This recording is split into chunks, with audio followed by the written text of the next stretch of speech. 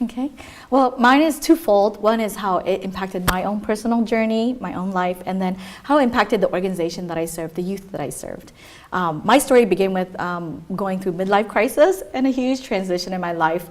Wasn't a very positive time in my life, but it was a time that I felt I needed to search for something very meaningful and purposeful for my life. And I didn't want it just to do what was the next thing that just came about anymore.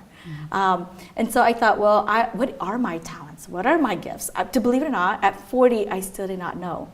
I've never taken any type of assessment or never even given thought to that a whole lot. And I'll be honest, I don't know if I really believed that I had special abilities, which we all do.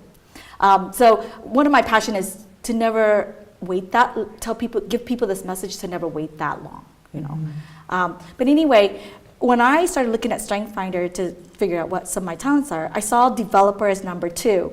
And I thought, that's kind of neat that you can really, one of the things they recommended was coaching and really help others move forward and see their potential move forward. And I'm like, you know what? I think that's neat, but I didn't embrace it.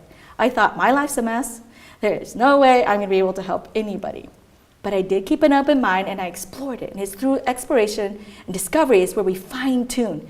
The strengths will just give you the foundation to launch from. That is your core and your natural and organic to you. But I think it's the discovery, it's the fine tuning. So when I did that, I took some coaching classes and realized I really did love it. And then when I went into the doing that on the side a little bit, I realized people felt very blessed. And I came alive. I felt fulfilled and purposeful. So that impacted my own story. But another way I saw impact was when I went to go work for an organization that helped foster kids age out of the system find employment. And my job was to launch a new program to be able to do this. There was a lot of challenges because these youth had already been shifted through the system and they didn't get adopted. And now they're aging out and having to find employment and sustain on their own. So there was a ton of obstacles. So when I started working with them, when they finally came in, I started working with them, I realized they didn't believe they had something to offer. It was the same thing that I had just gone through. And I thought, you know, I looked at my strengths and that's how helped me build the confidence to believe that I do have something to lend. So I thought, how do I transfer that to these youth? So I started working with them in their core, what they were. Even though they didn't take any assessment, I could see it and I would speak into it and show them that I caught them doing this and they do it very well. And from that, it was the seed that got planted. It took a little time. But it's that belief they had, and eventually they actually started moving, where before they were kind of really stuck, and they didn't want to even try because they didn't want to fail. But that belief started the movement, and the program that we created eventually placed all the youth, except for the one that ran away, so it was a great success story.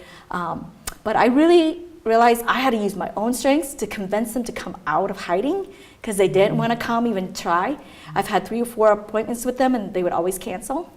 So I had to use the woo that I had given, which is like the ability to influence that they really do have something to offer, and the connectedness to connect deeply and believe that they can really bring something to the world that they live in, and they have gifts and abilities to share.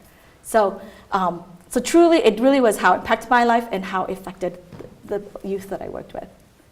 Great, awesome.